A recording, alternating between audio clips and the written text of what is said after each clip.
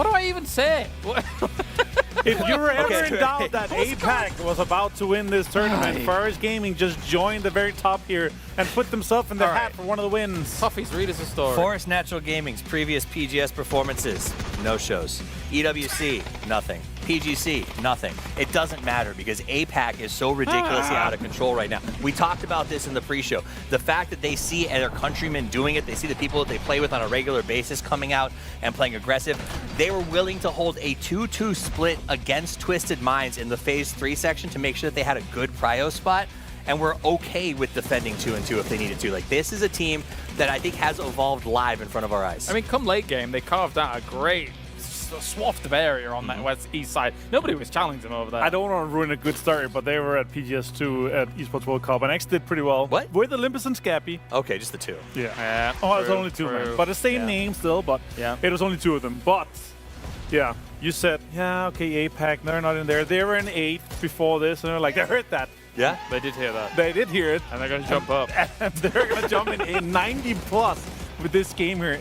Also, getting in, there are so many knocks, obviously, on Tycole's side. True. 3, they managed to scoop up all of them, get the last kill 2, get the third party on Tobago part. They managed to completely close out this late game here, all due to the fact that they had that high ground, they locked it down for a good amount of time, and they stayed 4 guys strong, dishing out so much damage. Now to pivot, because I know we're going to talk more and more about them as we get to the end of this game, I will also say the good news for everybody else is that the top teams in the leaderboard coming into this were all knocked out relatively early. So while Forest Natural is going to be climbing, all of the teams here as we get to this sort of final four were teams that were in the hunt. And so I think that does set us up for what we talked about at the start of the day, where this could be one of those low cutoff points where a lot of teams who would not traditionally still be in it actually are. No, you're right. Technically, at the start of the game was fantastic because you lose all those top teams. You're like, oh, brilliant. Hooray! Yeah. To a degree, because you just want it to be super competitive towards the top. And now,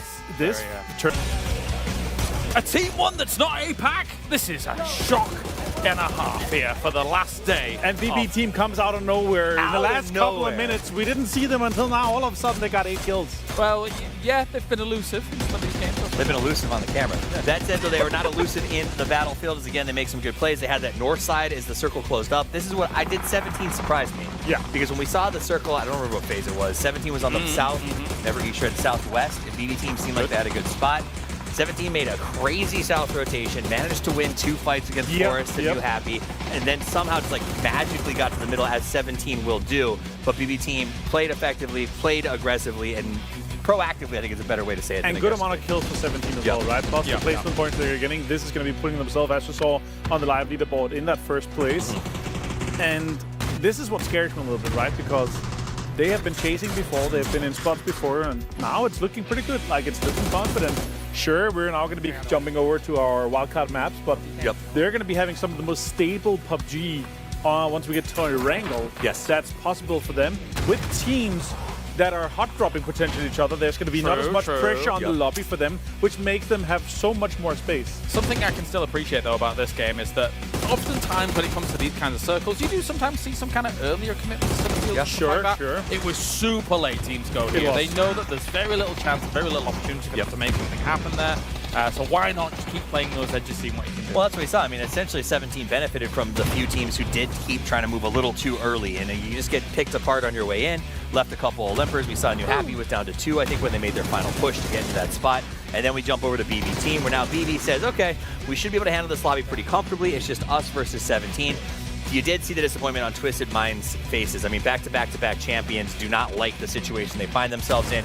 Great grenade to open the door for BB team. When do we count them out, guys? When is done at Twisted Minds? Like from winning or from like top 4? No, from winning now. Are they done now? 4 games now. They're done. Now. Well, a go dock ending on my Tego. No, it's pretty common. We have got ourselves Falcons, though, being able to propel themselves up the leaderboard in what was quite a tense moment there on that urban ending. As, of course, you had Furia moving on in. Cheeky a doozy on top of the building, causing problems. He was. I kind of wondered, you know, with the way the Falcons played that, I wonder if they just had faith that a doozy would take care of Furia for them. Because he was such a threat up on top. There was also a moment where I thought 17 was going to win this thing in Godok and essentially put themselves out of reach. It felt like it would be over in that case. It really did. That said, they did not, thank goodness, so we can thank Furia for that push to keep us nice and close as we go into the last 3 games of the day. But again, it's a city ending. It was a little slow leading into those final couple of circles, and then all of a sudden, the wheels come off. And you can just tell once these guys and when the teams, they kind of execute the Godok, you can see that they've had a lot of endings here. Yeah. It is becoming a quite common ending here. It's almost like military on Wrangle, but I will say this, the way that everything got executed towards the end, I mean, best of luck, and the guys on BB, they're sitting behind us just now, and I asked the Tutti real quick, was it doable? And they're like, yeah, they called out, if we do a double nade at the same time on Falcons and we hit it, we might be able to have a chance here. And then Tutti absolutely donked on Furia. It was possible at one point, but Falcons being 4 guys strong in an opening like this, when you have the head to throw in a battle like that, it's just next level. I think getting a second in that scenario was a win, really, for Doozy, all things considered, right? Like, you've got those 2 teams, they're eventually going to collide with one another. The blue is pushing you. It's always going to be a little bit difficult in that spot. But yes, this is a very important moment, of course, as 17 starts getting assaulted from every single angle. And as you mentioned, Toffees, it felt like if they were going to get this win, it would have potentially been over for the day. But that's not going to be the case here with some Western fight back, it feels. Yeah, it's nice to see the guys putting up a fight here. Furia and Falcons working together to dig a doozy off of this roof. And there was a moment where I thought maybe a doozy pulls this off, but the Falcons able to... Closer.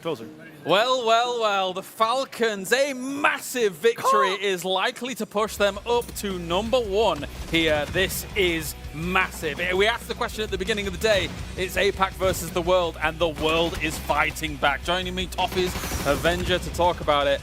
Insane stuff, Toffees. Started out this morning, I ran into Gunnar, and he said, you know, it's been done before, Toffees. We can do this. We're going to go for it. And they looked disastrous in the group stage, pretty much for DM Freaks. However, here in the grand finals, they joined the world fight back in the second to last game to get themselves a victory and put themselves in the race. It is down to the wire. It is the most exciting potential finish we may have ever had in PGS history. I cannot believe that we have 4 regions now on the fight back at the very top. APAC is down through 5th through 9th. What is going on? Apparently here on the last day, it was not chaos.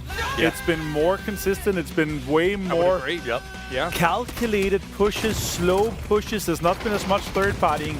Everyone's been more aware. It could be the pressure that has been coming to them. I think that we saw early on in the day, APAC showed up, and almost all of those teams who were in contention played off the gas. They played a little more, I would say, passive than we're used to seeing, and that opened the door for our chase teams. Now, when we talked about that start of the day, we said, okay, maybe Falcons will catch up, maybe B Team will catch up, maybe we'll see maybe a Freaks kind of push, but not all of them. That said, these teams from all of these regions have put everything on the line, and Freaks, I thought coming into this one, oh, well, they're not in the race anymore, and then think so either. They dig this one out. And counted them out. I counted them out. I counted out the Falcons when I got here today. I counted out the Free. I don't even know anymore. But they show up. They put up a big number. They win that fight against no less than 17. If they hadn't done that, we might not even have to worry about the last game. I gotta say, I'm thanking BB Team for stopping Falcons and Freaks for stopping 17. We might be setting up the most interesting and exciting last game of PGS history. It's never been closer. We are setting it up. We are. It's already here. But we are also in a world where 17 might be one of the most cursed teams of all time. They win a PGS, and then it's forever second at World Championships, at PGSs. They were doing so well. How many games have we seen over the years in the history of PUBG that have ended on these hillsides right here? And once again, we find ourselves back on the hills with so much on the line, so much at stake. Winner take all for PGS 7. This is how heroes are made in this moment. You have to clutch up. You have to have the biggest play. You know, Freaks want to win this. Salute the history of him and the teams that he has been playing on. Heaven, Deal, so much opportunities coming up from the 17 that's always felt like they've gotten so close time and time again. 17 leaning back down into the south. They want to commit into the Salute line. He's got the hill that he can use for some cover, but there are so many people. Looks like Heaven might be able to spot out. Deal has no idea what's going on. He's still looking up into the north. He doesn't know where the movements happen. That means that this is a very disadvantaged fight. Salute looking up, gets the knock onto one of them to start, but Utility is going to come out. He's going to get blinded, and he has to run away. But he got the knock, and he immediately was on the move once again. 17 trying to regroup the blue here. zone. That is a great blue zone. Will the next one hit him as well before the heal comes off? That is a lot of damage coming through. That is Salute he's gonna go going down. Well-placed utility from Xiaobei. Okay, now it's just on to Heaven and Deal. Can they find a way to get a crossfire situation? Looks like the res They're going is for going to the be res. committed in. Both sides of this really want it. Blue zone nades kind of being a barrier to slow down anything. Tons of utility being thrown out from 17. Salute just trying to crawl down into some form of safety. 17 doesn't want to crest the hill. They don't want to run down into the waiting arms of any member and give up some ones. Instead, they're just going to throw utilities. Seems like maybe they're going to just lean into their numbers advantage. They know where Heaven is. Can he get a knock? He does. He takes down Little Ghost. That was the last grenade for 17 as well. All utility is on the field. The flush comes through, though. That's going to be enough for 17 to secure the title. Can they secure the win as well? Deal all by himself. Can he pull off a miracle in this final game? Looking back up the hill, he's going to get spotted, tries to go get something out of it, but it's just going to be too many members of 17 coming after him. There's nowhere to hide. He's just trying to use the tree for cover. He does manage to get the knock on a one, but it's not going to be enough. 17 Gaming take the victory and take PGS 7.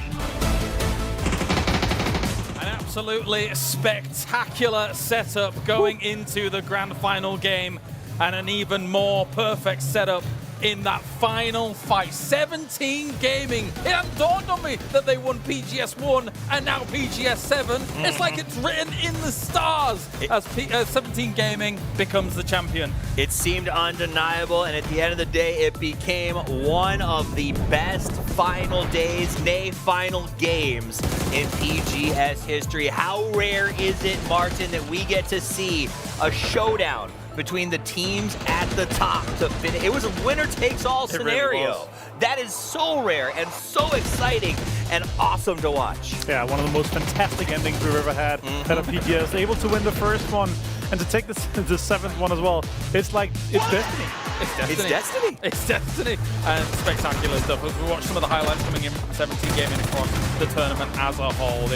It was great to watch them across this whole tournament, this whole foray. It's awesome as well to see that there were major challenges, major threats in these last moments. We'd even theorized in the green room that technically, if 17 Gaming walked into the blue, they would just won anyway. But they can't have known that in the moment. Obviously, tensions were high. They knew they were going up against Freaks. They knew Freaks. Like, it's hard to crunch all the numbers in those moments. It is hard to crunch the numbers, especially because of the fact that they had to hustle so much in the back end of that game. 17 got to win off of very 17 late game play. They made a nice move to very Pier. They held a good spot. They waited out the circles. Then Falcons drove by and said hello, which is probably the best news that the 17 has ever gotten in their lives. They got that knock on Shrimsy.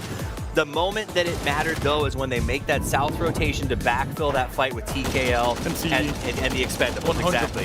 And that was the fact that those two fought. They were ready to move. They were able to get in there at that right moment. Opens the door for 17. To identify that was so important to go on that southwest side, because as the circle shifts north into that Longwood, if you're trying to go anywhere near where DM Freaks is, it's very, very difficult, very, very chaotic. Yeah, there's no way they would have won that. So to take on a third party, it's been the story of our finals. It's been the story of PGS 7. The third parties matter so much, and they're the perfect timing to do it on TKL and Expendables here. And of course, 17, fantastic way to do it. I really love that you're able to spot that the team in the lead, Falcons, is one of the teams rotating close to you. They could lock down so much information because of that.